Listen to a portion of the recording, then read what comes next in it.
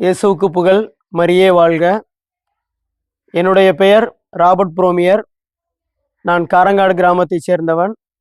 நான் கணித பட்டதாரி ஆசிரியராக பணிபுரிந்து வருகிறேன். நம்ம எல்லாருக்குமே தெரியும், பள்ளி பருவத்தில் டீனேஜ் பருவமும் கல்லூரி வாழ்க்கையிலுடைய தொடக்க கால பருவமும் நம்முடைய வாழ்க்கையில் எவ்வளோ முக்கியம் அப்படின்னு தெரியும். அந்த 5 வருடங்களாக எங்களுடைய காரங்காடு கிராமத்தில் பங்கு தந்தையாக பணிபுரிந்தவர் அருட்திரு லியோரெக்ஸ் அடிகளார் அவர்கள்.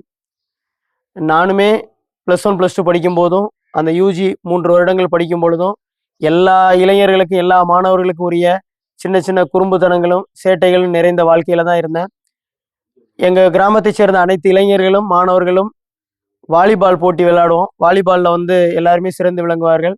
எங்களுடைய அருட்தந்தையாக இருந்தவர் எங்கள் மாணவர்கள் அனைவர்களுக்குமே ஒரு நல்ல நண்பராக இருந்து வாலிபால் விளையாடுறதுலையுமே ஆன்மீக பணியிலையுமே எல்லா விதமான வழிகாட்டுதலையும் எங்களுக்கு செஞ்சாங்க.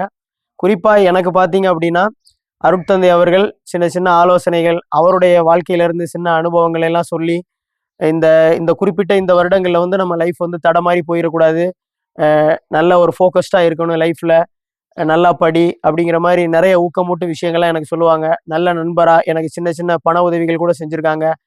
காலேஜுக்கு போயிட்டு வரும்போது செலவுக்கு வச்சுக்கடா தம்பி அப்படிங்கிற மாதிரி நிறைய ஆலோசனைகள் கொடுத்துருக்காங்க. அப்பேற்பட்ட அருட்தந்தை பார்த்தீங்க அப்படின்னா, சில ஆண்டுகளுக்கு முன்பு மரணமடைந்து விட்டார்கள். அவருடைய இறப்புக்கு என்னால் போக முடியலை. அவருடைய இறுதி திருப்பலியிலே என்னால் கலந்து கொள்ள முடியலை.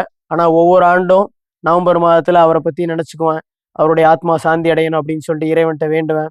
இந்த காணொளி வாயிலாக என்னுடைய வழிகாட்டியாக இருந்த அருட்தந்தை அவர்களுக்கு என்னுடைய நன்றியையும், அதே வேளையில் என்னுடைய மன்னிப்பையும் அவர்கிட்ட இந்த காணொளி வாயிலாக நான் கேட்டுக்கறணும்னு விரும்புகிறேன். அவருடைய ஆன்மா இறைவனில் நித்திய சமாதானத்தில் இளைப்பாறட்டும். நன்றி.